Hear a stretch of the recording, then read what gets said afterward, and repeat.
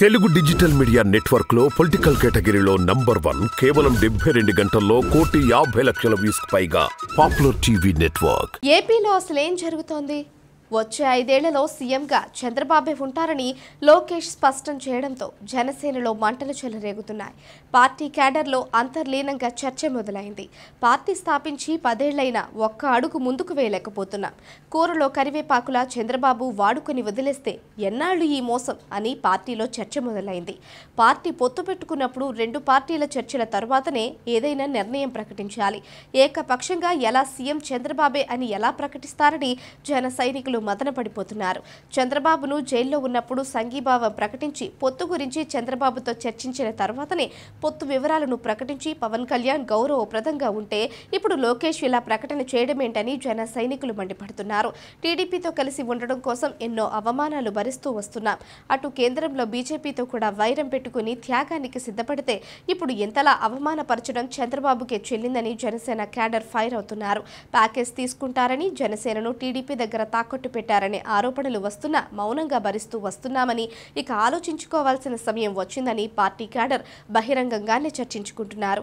అసలు ఆయనకు ఉన్న క్యాడర్, ప్రజాభిమానం, యువత, అభిమానులు వీళ్లను చూసే కదా ఆయనకు చంద్రబాబు అయినా కేంద్రంలోని మోడీ అయినా విలువ ఇచ్చి పక్కన కూర్చోబెట్టుకున్నది. మొన్నటికి మొన్న తమను ఉంటే ఉండండి, పోతే పోండి, నా దారి చంద్రబాబు దారి అని తేల్చి చెప్పేశారు. అంటే ఆయన ఆల్రెడీ అమ్ముడైపోయాడా అనే సందేహం క్యాడర్లో మైండ్లో మెదులుతున్న ప్రశ్న. ఇప్పుడే ఇలా ఉంటే అసలు మనకు టికెట్స్ అయినా వస్తాయా అనే అనుమానం వ్యక్తం చేస్తున్నారు. పవన్ గెలుపు కోసం పోరాడుతుంటే ఆయన వెళ్లి చంద్రబాబు పల్లకి మోసేందుకు రెడీ అవుతున్నాడు. ఇదంతా గందరగోళంగా ఉంది. చూద్దాం, మున్ముందు మనకు సరిగ్గా గౌరవించుకుంటే మన దారి మనం చూసుకోవడం మేలు అనే భావనలో జన సైనికులు ఉన్నారు.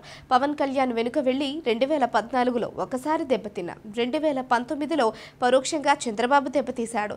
కనీసం గతంలో ఇచ్చిన మద్దతునైనా దృష్టిలో పెట్టుకుని పవన్ కళ్యాణ్ పోటీ చేసిన 2 చోట్ల ఓటమి పాలు చేశాడు. ఇప్పుడు మళ్లీ మరోసారి మోసపోవడానికి సిద్ధపడుతున్నాడు. తమ అధినేత అని ఆలోచనలో పడ్డారు జన సైనికులు. మోసం చేసేవాడు తప్పు కాదు, మోసపోవడం తప్పు అన్న సంగతి అన్ని పుస్తకాలు చదివిన తమ అధినేతకు తెలియదా అని వారు ప్రశ్నిస్తున్నారు. ఎన్నికల వరకు పార్టీని నడిపిస్తారా, చివరాఖరుకు జనసేనను టీడీపీలో మెర్జ్ చేస్తారా అనే అనుమానాలు పార్టీ క్యాడర్లో వ్యక్తమవుతున్నాయి. ఇప్పుడే తమ దారి తాము చూసుకుంటే బెటర్ అన్న ఆలోచనకు వచ్చారు జన సైనికులు. నిన్న కాక మొన్న తెలంగాణలో చంద్రబాబు మోసం చేసి పార్టీకి డిపాజిట్ రాకుండా కూడా చేశాడు. అయినా సరే తమ పార్టీ అధినేతకు బుద్ధి రాలేదని వారు చర్చించుకుంటున్నారు. ఏదైనా వచ్చే ఎన్నికల్లో జనసేన మరింత బలహీనపడే అవకాశం ఉందని పార్టీ క్యాడర్ ఆందోళన చెందుతున్నారు.